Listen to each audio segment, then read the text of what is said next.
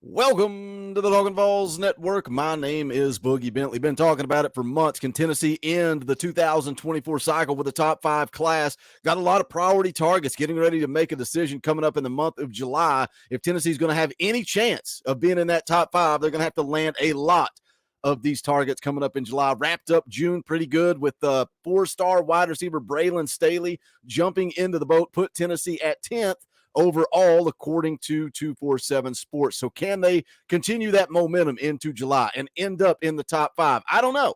At one point, I thought it was possible, but the way some of the decisions have played out over the couple of weeks, it's going to take a very, very successful July for Tennessee to have a shot. Still think they end up in the top 8.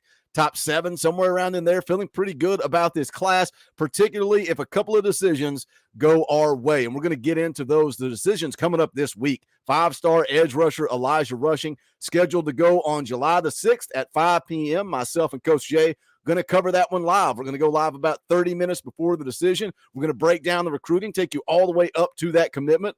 4-star interior offensive lineman William Satterwhite, scheduled to make his decision on July the 7th, has not announced the time yet.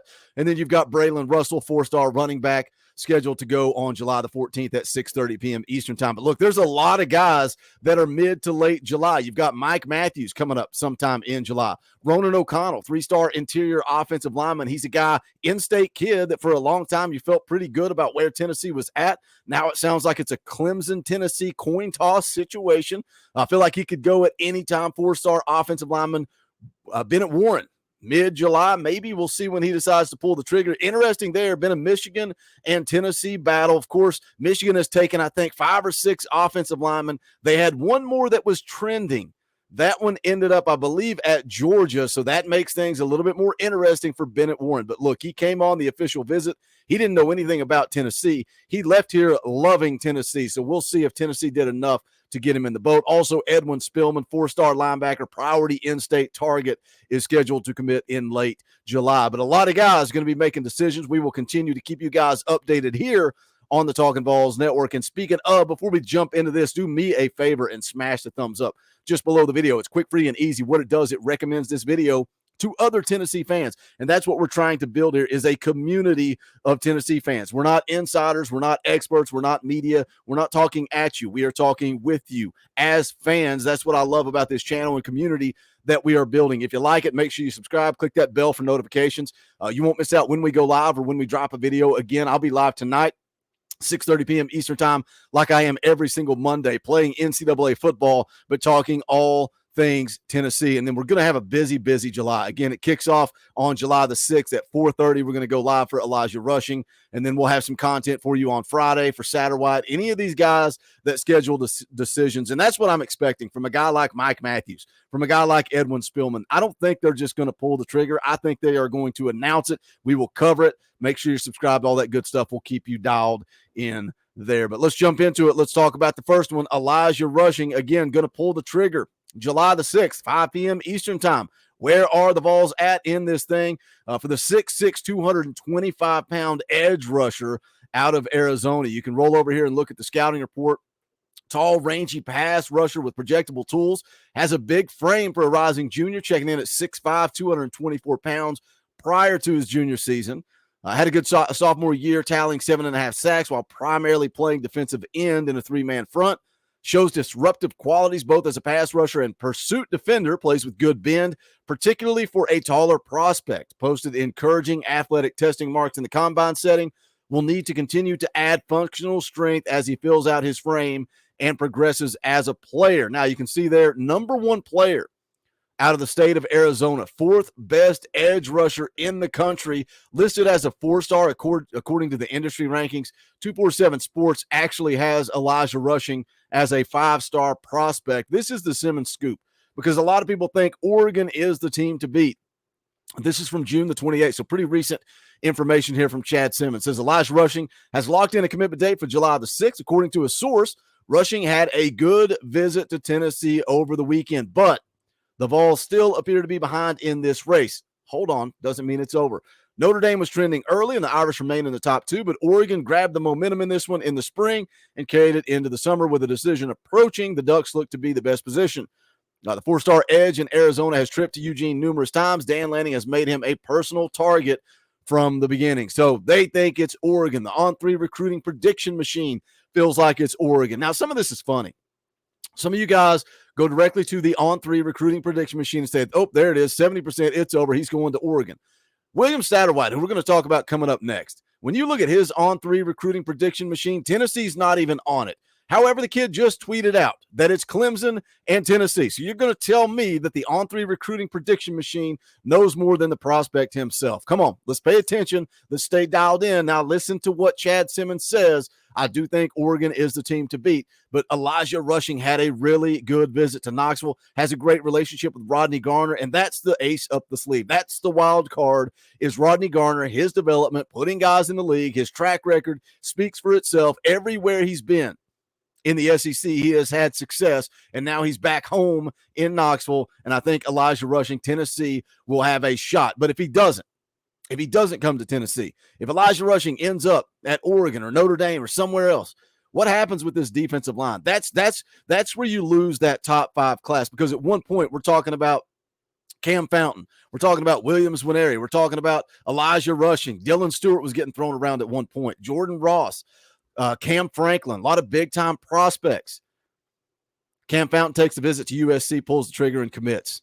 Williams Winery, Tennessee leading at one point. It's Tennessee, Oklahoma, Tennessee, back and forth. Enter Georgia out of nowhere. All of a sudden, Tennessee's off the table. That's how you go from a top 5 class to a top 10 class, and there's nothing wrong with that. If you continue to develop talent and your evaluations are on point, you're going to be just fine. But that's how you miss out on that top 5 class. I think Elijah Rushing is almost a priority. You still got Jordan Ross. You still got Kamarion Franklin. But those guys aren't locks. Are you concerned about recruiting on the defensive line? Jump into the comment section and let me know. Let's talk about another guy scheduled to make his decision on Friday. That is 4-star interior offensive lineman William Satterwhite, 6'3", 295. You can see there, 7th-ranked player out of the state of Ohio, 13th ranked interior offensive lineman in the country. As I said just a couple of minutes ago, this one is Tennessee and Clemson. He tweeted it out, said the decision is coming on Friday, did not announce a time. If he does, we'll go live. We'll be right here covering it. If not, we'll have a video ready if he pulls the trigger for the Vols. 50-50. This thing's a coin toss, depending on who you ask. Chad Simmons. This goes back to June the 6th, so this is a little bit older information. Says that William Satterwhite was at Clemson over the weekend, set to visit Tennessee at the end of the month. This race has been down to 2 schools for some time, and there have been different leaders coming out of this weekend. Clemson is viewed as the favorite. Again, this is going back to June the 6th. He says, but if the visit to Tennessee takes place, the Vols still have a chance. Now, what does that mean? Because what Clemson likes to do is put a lot of pressure on you to make that commitment when you're on the official and then shut it down and not end up at Tennessee. William Satterwhite came on to Tennessee for the official visit, loved his time on Rocky Top, had a lot of good quotes coming out of the weekend. So if they land William Satterwhite, all of a sudden the offensive line recruiting starts to improve. Like right now, you've got Jesse Perry and Gage Ginther, a couple of 3-stars. Gage Ginther, spoiler alert, we are doing a film breakdown for him that will be uploaded next Sunday. Coach Jay likes him some Gage Ginther. We show you the reasons why a lot of people are calling him underrated in this class of 24, but also the addition of Bennett Warren as a potential target. That is a lifesaver for Tennessee to possibly save this class at the offensive tackle position. I think Tennessee's still likely to have to go into the transfer portal, but you've got some good targets there. Max Anderson, if you were able to get Satterwhite and also Bennett Warren in the boat, this offensive line haul starting to look pretty good. But those are the 2 that are coming up next. Elijah Rushing on Thursday, William Satterwhite on Friday. Again, we've got Braylon Russell coming up on July the 14th at 6:30 p.m. Eastern time. We will be covering that one live. It's a Tennessee-Arkansas battle. A lot of people think it's a coin toss. At one point, he was actually committed to Arkansas, decommitted, reopened things. I like where Tennessee's at. I think it's going to be Thunder and Lightning, Peyton Lewis, Braylon Russell. Should be exciting times coming up. But we will keep you guys up to date. If any other dates are set, I will let you know right here on the Talkin' Vols Network. But jump into the comment section. A lot to unpack here. Recruiting on the defensive line, recruiting on the offensive line, sitting 10th overall. I know a lot of people act like 10th is not good enough. Here we are in year 3 of the Josh Heupel era. He's trending right towards the right direction. I think everything is going just fine as they continue to hit their evaluations. They continue to develop talent. They continue to win football games. Recruiting is only going to get easier. But let's jump into the comment section and talk about it. As always, make sure you guys smash the thumbs up on the way out the door. Hit that join button down below. You can become a member of the channel for just $1 a month. You help keep the lights on around here. Allow me to do this full time, bring you guys as much content as possible. You get custom Talkin' Vols emojis, access to fan call-in shows, all kinds of fun perks and benefits, and it just supports me, and I'm grateful for that and appreciate the support. There's also a thanks button. You hit that thanks button. It's basically like a super chat on a video. Again, just a tip in the tip jar, and I am grateful for your support. But that's going to do it for this one. This is the Talkin' Vols Network. My name is Boogie Bentley. Go Big Orange.